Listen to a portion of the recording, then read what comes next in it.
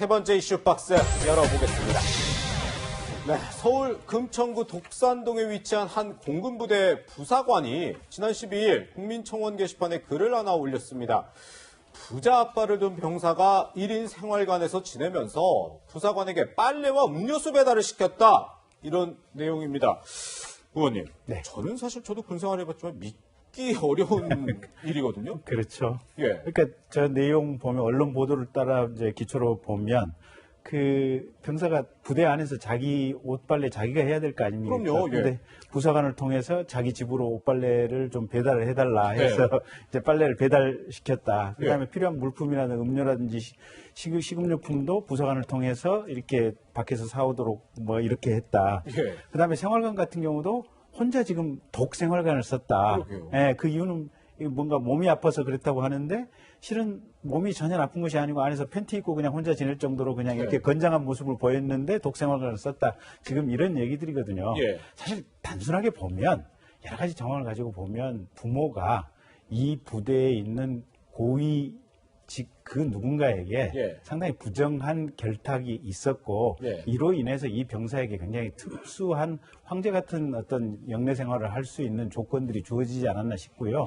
그래서 이건 감찰 조사가 아니라 헌병에서 이 군사 경찰에서 철저하게 수사를 해서 뇌물이라든지 어떤 직권 남용이라든지 이런 부분들 특히 고위 부대장들을 상대로 파악을 해서 처벌할 사람들 처벌하고 이래야 될 거 아닌가 싶습니다. 근데 이 사람이 도대체 누구 아들이길래 이런 대접까지 받은 거예요? 모 금융신용평가기관 부회장님의 아들이라고 알려져 있습니다. 아, 그렇군요. 네. 방금 김 의원님께서도 잠깐 언급을 하셨지만 이런 의혹이 제기되고 있어요. 뭐 외출증도 없이 밖에 나가서 아버지와 함께 밥을 먹었다라든지 또 어머니 되시는 분께서는 아들이 힘들까 봐 직접 뭐 전화를 걸기도 했다. 여러 가지 얘기들이 구체적으로 나오고 있더라고요. 만일 이게 사실이라 그러면 저는 이제 질문을 던져야죠. 여기는 군대인가 아닌가? 군대가 아니죠. 그건 명백하게 그건 군대가 아닙니다. 그러니까 그렇다면 이 사건은 엄청난 군기문란 사건인 거죠. 그러니까 지금 사실 이게 상식을 김 의원님 잘 지적하셨지만 이건 상식을 초월한 특혜거든요. 사실 군 생활을 했다 그러면 누구도 있을 수 없는 일이라 생각하고 또 공분을 자아낼 그런 일들입니다. 더군다나 뭐 우리가 이제 군대에서 그런 거 아닙니까? 가장 건장한 장병들이 아주 규칙에 맞게 생활하는, 룰에 맞게 생활하는데 나가고 싶을 때 나가고 아버지만 부모 만나고 싶을 때 만나고 뭐 외출해봐 그냥 자유자재하고 이거 누가 이거 납득할 수 있습니까? 게다가 뭐 얘기를 해보니까 이게 생활관이 좀 낡았다. 부모가 와서 부모 어떤 초청 행사 때 보니까 낡았다. 막 우리가 돈을 줄 테니까 이걸 하겠다는 그런 의혹도 지금 제기가 된 거예요. 그러니까 예산이 배정되지 않은 공사는 누군가 개인으로 돈 준 거 아니겠습니까? 그래서 지금 이거 또한 조사를 한다는데 만일 이것이 이제 사실로 전 드러난다면은 이건 저는 정말 창군 이래 이런 일들은 정말 해괴한 사건으로 기록되지만 또 우리 군의 수치일 수도 있다. 그런 생각이 듭니다. 지금 실제 이 군에서 감찰도 하고 있고 군사경찰도 수사에 착수했다고 하는데 이 부분도 지금 들여다봐야 될 것 같은 게 저희가 초반에 얘기를 했듯이 서울에 있는 부대에다가 그리고 이 사람의 보직이 격리 업무, 뭐 재정처 격리 업무다. 사실 이런 것들이 뭐 합당하게 그렇게 자대 배치가 됐을 수는 있지만 사실 어떻게 보면 뭐 꽃보직이다. 뭐 이런 얘기 듣는 것 아닙니까? 그래서 이 부분도 조사 필요할 것 같은데요. 저는 그 부분도 아주 중요한 부분인데 이 부분이 왜 중요하냐 그러면 바로 정원을 편법으로 운용했다는 증거가 될 수 있거든요.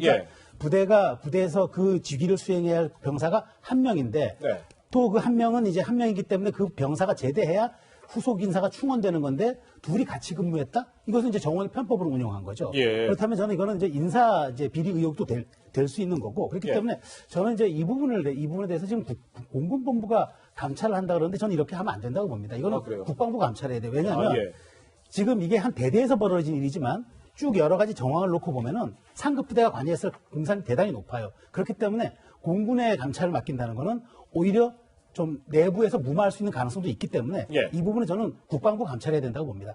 그래야지 지금 국민적 의혹과 공분이 아주 이렇게 일어나고 있는 사건을 투명하게 조사를 해야지 이거 유야만 넘어가 버리면 더 큰 사건이 일어날 수도 있어요. 저는 공군본부 감찰로 끝날 일은 아니다. 저는 그렇게 생각합니다. 저도 평론가님 말씀에 전적으로 동의를 하는 게 이건 사실은 굉장히 고위직이 관련돼서 아마 체계적으로 그 아이 좀 봐주라라고 아마 해당 부대의 단임 부대장까지 뭔가 내려갔을 가능성이 크고 그러면 공군의 고위직이 과연 누굴까 이제 이런 부분인데 이거는 감찰이 아니라 정식적으로 수사를 해야 될 부분들이고요. 예. 수사를 하더라도 굉장히 상급 단위 부대에서 그러니까 국방부 헌병단이라든지 뭐 이런 데서 수사를 하게 되는 것이 어쩌면 가장 이렇게 객관적인 수사를 할 수 있는 상황들이 아닌가 싶고요.